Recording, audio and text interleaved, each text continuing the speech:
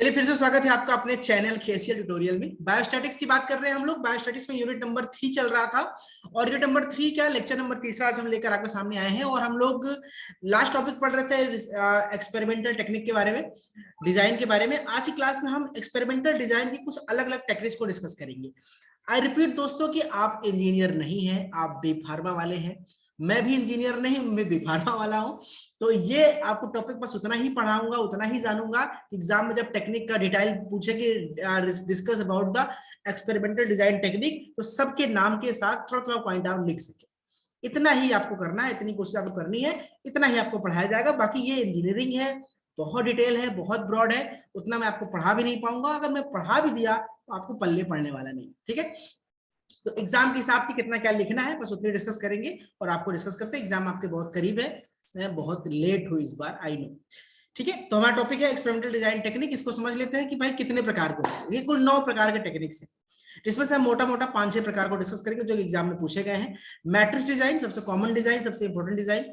Full factorial design, fractional factorial design, orthogonal design, 2 level हम Hadamard matrix design, response service method, Box Wilson central composite design, Box Behnken design and D optimal design. खत्म हो गया। ये हो गया पूरे 9 के 9 design. इनके नाम तो सबके याद कर लेना, एग्जाम में जब भी पूछेगा एक पन्ना तो आपका इसी भर जाएगा कि डी 9 के नाम लिखने को। चलिए इंपॉर्ट करते हैं पहले मैट्रिक्स डिजाइन के अंदर। देखिए डिजाइन क्या होता है। एक्सपेरिमेंट जब आप करते हैं दोस्तों तो आपके पास कुछ फैक्टर होते हैं, वेरिएबल ए, वेरिएबल बी, वेरिएबल सी। जैसे मान लीजिए 3 वेरिएबल है, ए को बढ़ाया, बी और सी को कांस्टेंट रखा तो रिजल्ट क्या आया। ए को कांस्टेंट रखा, बी को बढ़ाया, सी को कांस्टेंट रखा तो रिजल्ट क्या आया। या ए को कांस्टेंट, बी को कांस्टेंट रखा, सी को बढ़ाया तो रिजल्ट क्या आया। या ए बी को बढ़ाया, सी को कांस्टेंट रखा तो क्या रिजल्ट आया।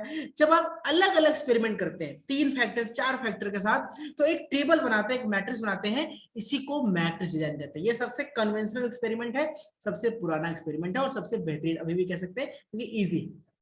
इसमें क्या करते हैं हम, सिंगल सिंगल मैं आपको एक्सप्लेन कर रहा हूँ हिंदी में, नोट्स आपके सामने इंग्लिश में लिखा हुआ है, आप इसको देख लीजिएगा। और बाकी मैं जो आपको हिंदी में समझा रहा हूँ उसी को एज इट इज आप अगर चाहे तो अपनी लैंग्वेज में लिख सकते हैं। फाइनल ईयर में हो यार, इतना तो कर ही सकते हैं। ठीक है, तो इसमें क्या होता है कि अलग अलग एक्सपेरिमेंट को हम क्या करते हैं, एक एक चीज, एक को घटाएंगे, एक को कांस्टेंट रखेंगे, बढ़ाएंगे, तो जो डेटा मिल के आता है उसी को हम मैट्रिक्स डिजाइन कहते हैं। चलिए स्ट्रक्चर देखते हैं, एग्जांपल देखते हैं। हमारे पास कुछ 3 डेटा है, ए बी सी।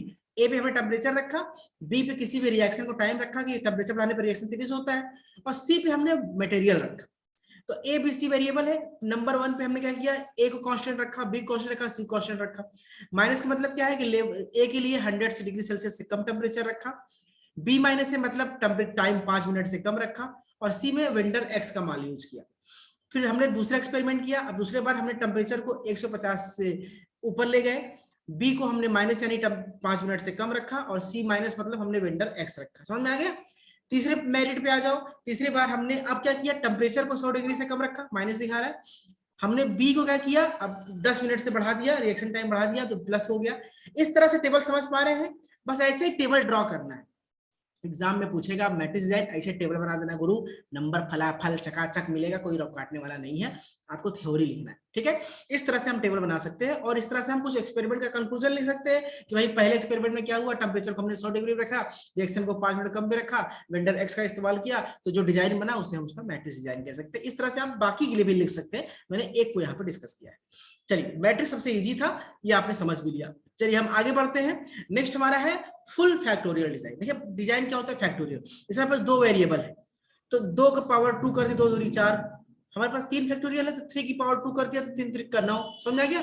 जब हम किसी को ग्रुप को, जो हमारे पास कई सारे फैक्टर्स होते हैं, उस फैक्टर को हम आपस में स्क्वायर के फॉर्म में, क्यूब के फॉर्म में मल्टीपल बार मल्टीप्लिकेट करते हैं, मल्टीपल बार आपस में टकराते हैं और नई नई मैट्रिक्स बनाते हैं, उसे फुल फैक्टोरियल डिजाइन कहते हैं।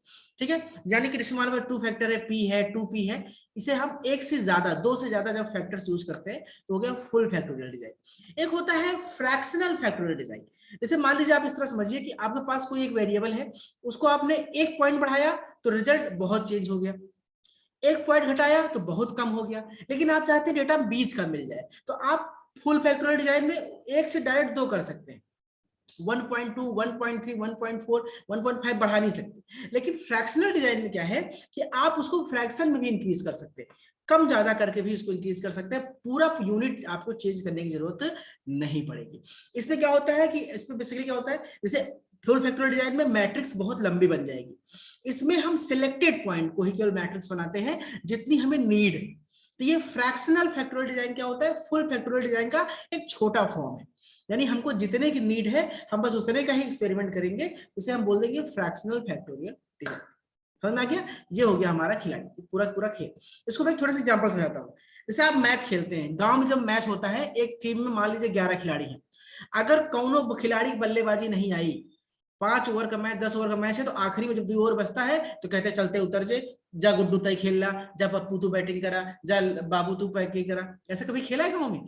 सबको बैटिंग, अगर बैटिंग नहीं आएगी ना कहते हैं हम फील्डिंग नहीं करेंगे। तो जब हम सबको खिला रहे हैं तो वो फुल फैक्टोरियल है, और जब हम केवल 3 ऊपर के 4-5 जो अच्छे बल्लेबाज हैं उनको खिला रहे हैं, बाकी सबसे बोल रहे हैं तुम लोग फील्डिंग करो, बॉलिंग करो, तो वो हो गया फ्रैक्शनल, यानी सिलेक्टेड आइटम्स के ज्यादा यूज कर रहे हैं। ये मैंने एक एग्जांपल दिया था आपको समझाने के लिए।